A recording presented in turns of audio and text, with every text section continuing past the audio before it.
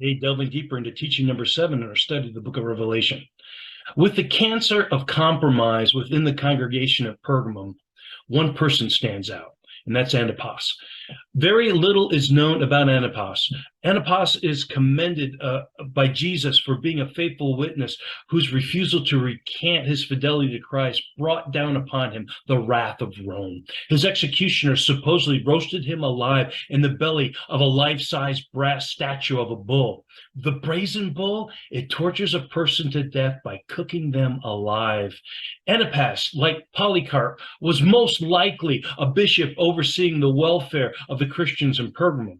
In his task of being a role model for all believers, he refused to pay homage to the imperial cult of Rome that demanded that everyone acknowledge the emperor as divine. For example, the Emperor Domitian demanded to be addressed as Lord and God. We've heard it, Caesar is Lord, but no Christian could make such an acknowledgement. Keeping with John's use of imagery and metaphor in communicating his revealing of who Jesus is and the necessary result of what he accomplished, it might be wise to consider Antipas a representative of all Christians who are being killed for their faith.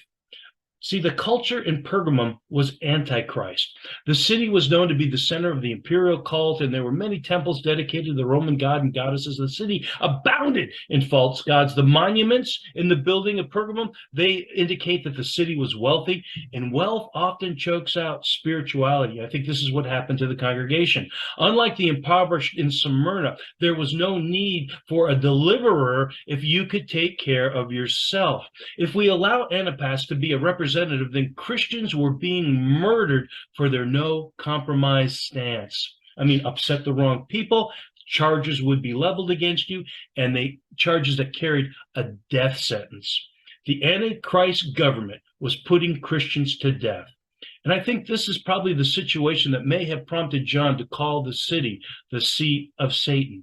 Satan sits upon governments that are antichrist. Think about it.